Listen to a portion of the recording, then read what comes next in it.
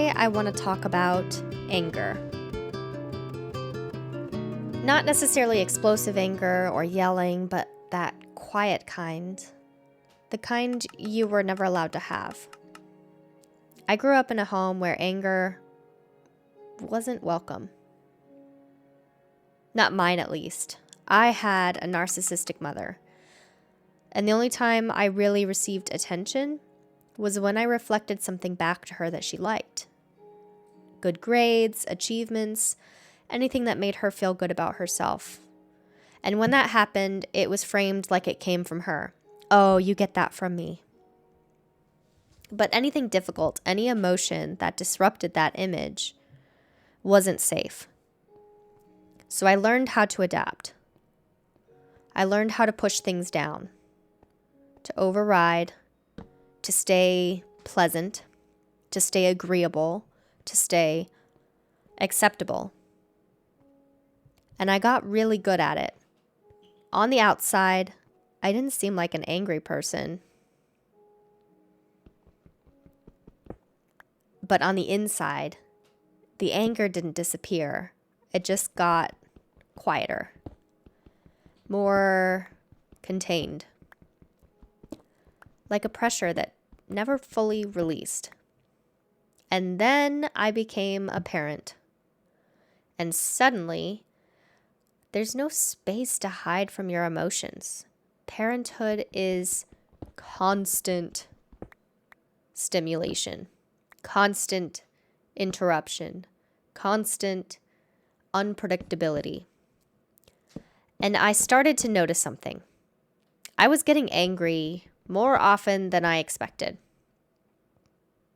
I'm not saying that I necessarily acted on it, but I definitely had moments that I would get visibly upset with my daughter or something like that and need to apologize and recover. So that surprised me, honestly. I felt it in my body in those moments where things don't really go the way you thought they would. That really surprised me. Because I had spent so much of my life not identifying as an angry person. So I started paying attention. And I had a conversation with my husband, who has experienced anger very differently than I have. For him, anger has always been more of a primary emotion, something he's had to learn how to understand and work with directly. And he shared something with me that completely shifted how I see it. He said, most anger comes from a gap between expectation and reality. Those weren't his exact words. And when he said that, it clicked immediately. Because when I thought about the moments I get the most frustrated, they all have that pattern. I expect my daughter to fall asleep in 20 minutes and it takes an hour and a half. I think she's in a good mood. I could probably do the dishes. And 2 minutes later, she's crying. I expect my husband to be home by dinner and he walks in halfway through our bedtime routine. It's not just what's happening, it's what I thought was going to happen, not lining up. And that's where the spike comes from. So the question became, how do you work with that? How do you get ahead of it? And the tool he gave me was simple. Be smarter than the trigger. Instead of expecting the plan to go smoothly, factor the interruptions into the plan. Assume that they're coming because they are. Like, when does life ever go exactly as planned? So now I start my day differently.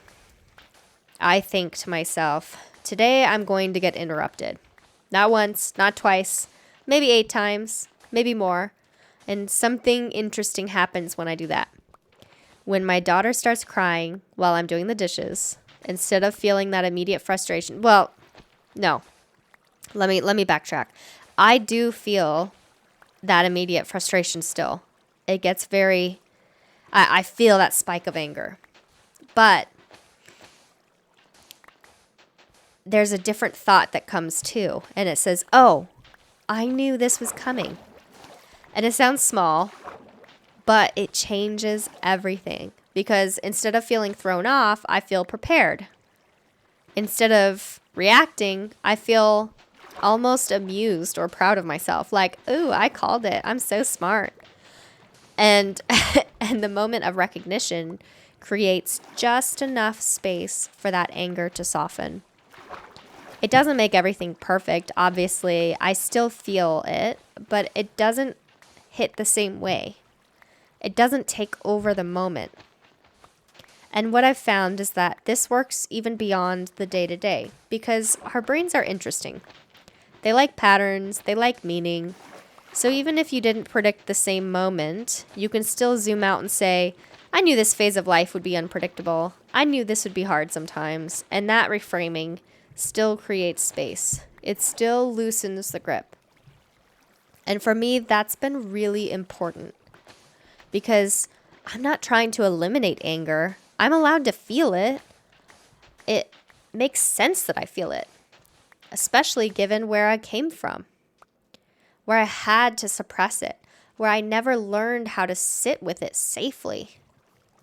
So now, this is the part of the work. Learning how to feel it without pushing it down and without letting it spill over, especially onto my daughter, who's an innocent bystander, because she deserves something different. She deserves a parent who can feel their emotions and still stay present, still stay grounded, still choose how they respond.